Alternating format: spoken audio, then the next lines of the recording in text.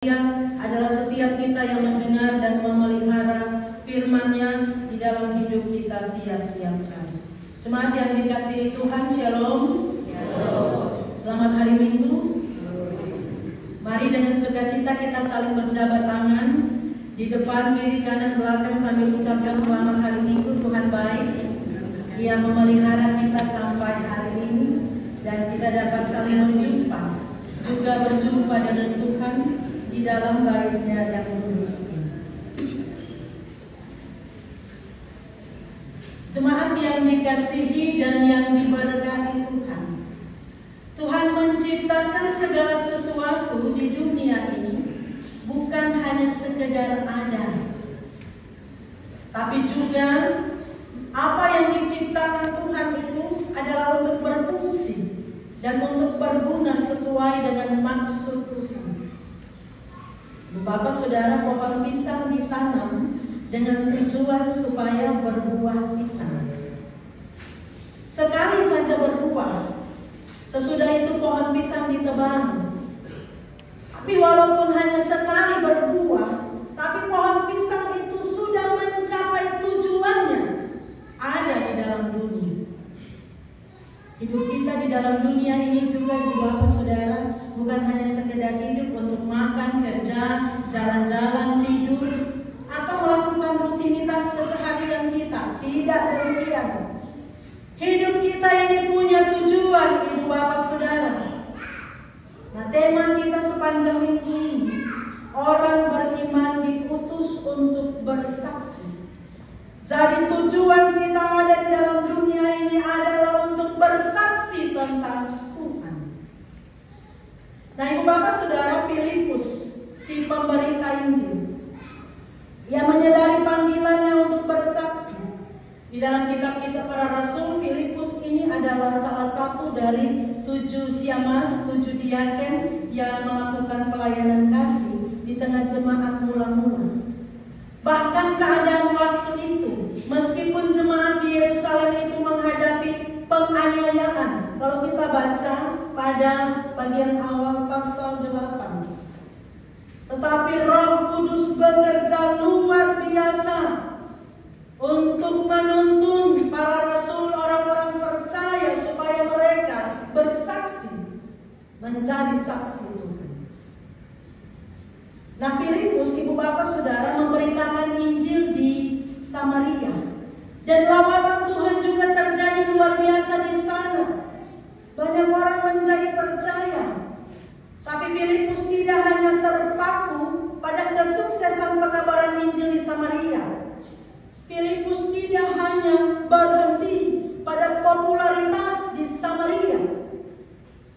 Hidup Filipus, Ibu Bapak Saudara, adalah hidup yang diutus kemanapun, kepada siapapun, sesuai dengan perintah dari Tuhan. Dan Roh Kudus yang menggerakkan Filipus untuk bergerak, untuk pergi, untuk berangkat, untuk bersaksi tentang Tuhan dari Yerusalem, Samaria, Asdod, banyak kota lainnya sampai ke Kaisarea. Di dalam bacaan kita, malaikat Tuhan menyampaikan perintah dari Tuhan untuk Filipus supaya pergi ke daerah selatan, ke jalan sunyi. Jadi Allah tidak hanya memanggil Filipus untuk di kota saja, tapi di jalan sunyi juga. Nah, kata Yunani yang dipakai untuk jalan sunyi di sini dari kata eremos yang bermakna padang gurun.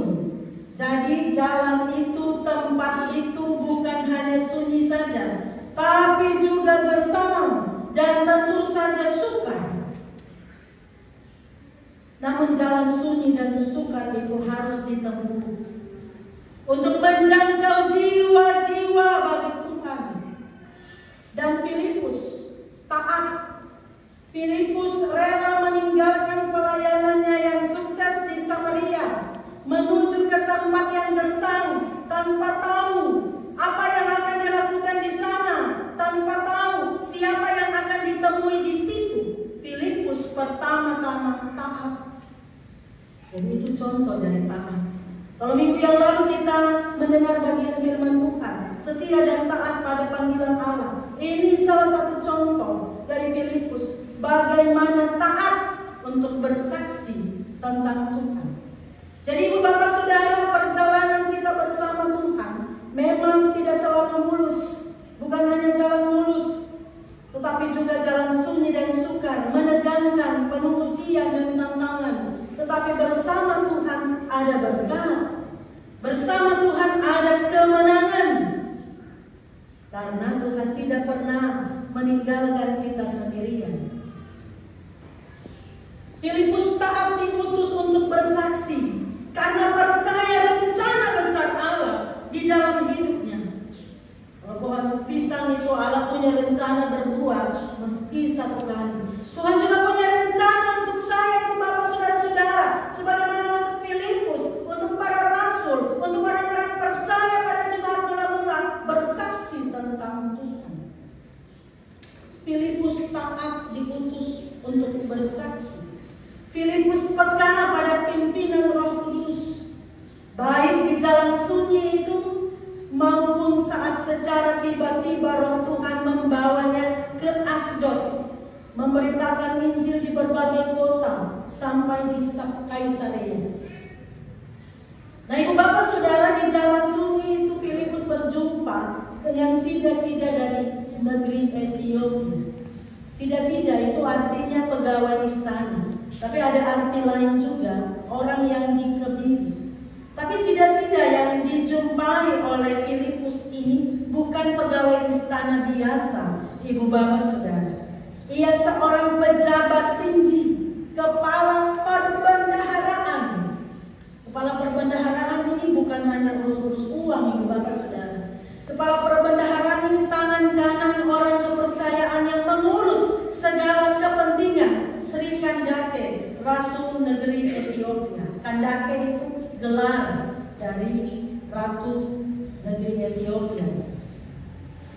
Nah, Roh Kudus perintahkan Filipus untuk mendekati kereta sida-sida itu. Di dalam kereta itu, dalam perjalanan pulang sesudah beribadah dari Yerusalem, orang itu sedang membaca kitab Nabi Yesaya 53. Tapi dia tidak mengerti apa maknanya. Filipus bertanya, mengertikah Tuhan apa yang Tuhan baca itu? Dan dia bilang, kalau tidak ada yang bimbing, bagaimana bisa mengerti? Di tengah perjalanan itu, sida-sida itu dengan hati terbuka menerima Filipus. Dan Filipus menjadi teman diskusi untuk sama-sama belajar mendalami firman Tuhan. Sida-sida itu menjadi percaya, menyatakan imannya. Aku percaya bahwa Yesus Kristus adalah anak Allah, memberi dirinya dibaptis, dan karena dia sudah ada di dalam Yesus, dia pulang dalam perjalanannya ini dengan sukacita. Bapak yang dikasihi Tuhan, mari kita juga senantiasa membuka diri terhadap Roh Kudus, bertekun membaca dan belajar firman-Nya. Dalam bulan bina keluarga, ada yang pandu kita melalui mesbah-mesbah keluarga. Tapi pertanyaannya, apakah setiap pribadi, setiap keluarga tetap setia bertekun dalam mesbah-mesbah keluarga itu? Jangan-jangan kita lebih suka ke tempat-tempat pesta. Jangan-jangan kita lebih suka jalan-jalan ke tempat-tempat rekreasi, nongkrong-nongkrong, daripada bertekun dalam mesbah keluarga. Sida-sida dari Ethiopia ini, dia belum mengenal Yesus, belum terima Yesus, tapi dia sudah baca firman. Kita ini dari kecil, ibu bapak saudara, sudah menjadi Kristen. Sejauh mana ketekunan kita untuk membaca firman-Nya, merenungkan firman-Nya siang dan malam. Sida-sida ini memakai waktu dalam perjalanan itu bukan untuk tidur, tapi untuk membaca firman Tuhan. Seberapa banyak waktu yang kita pakai dalam perjalanan hidup kita untuk belajar tentang kebenaran firman. Kita juga ada dalam bulan doa Alkitab. Ada banyak orang yang belum menerima Alkitab di dalam bahasanya sendiri. Lain sementara lembaga Alkitab bahasa Indonesia, sementara dalam pergumulan penerjemahan Perjanjian Lama dalam bahasa Manggarai seperti yang digumuli dalam bulan Tuhan kita. Mari Ibu Bapak Saudara, kalau ada banyak orang bekerja untuk menjangkau banyak jiwa melalui penerjemahan Alkitab, distribusi Alkitab, lalu kita yang bisa membaca Alkitab kapan saja, yang punya Alkitab di rumah, kita biarkan berteduh. Ini sebuah tamparan yang keras untuk kita, mengoreksi kehidupan kita sendiri. Firman Tuhan ini juga mengajar kita supaya belajar taat dan peka terhadap suara Tuhan. Teladan Filipus, teladan kita adalah Yesus. Nubuat Yesaya yang dibaca sida-sida Ethiopia itu adalah tentang Yesus. Nubuat tentang Yesus yang taat, menderita sampai mati. Jadi mari kita juga belajar taat. Mari kita siap diutus untuk bersaksi dalam hidup kita supaya banyak orang dimenangkan bagi Tuhan. Tapi bagaimana kita mau menangkan orang lain bagi Tuhan kalau kita sendiri belum buka hati untuk roh Tuhan? Kita sendiri percaya Yesus itu di mulut saja, di pikiran saja, bukan di hati dan seluruh hidup kita.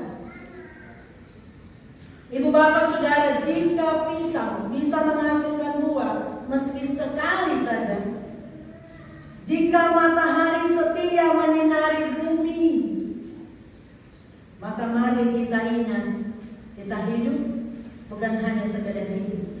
Kita hidup untuk bersaksi.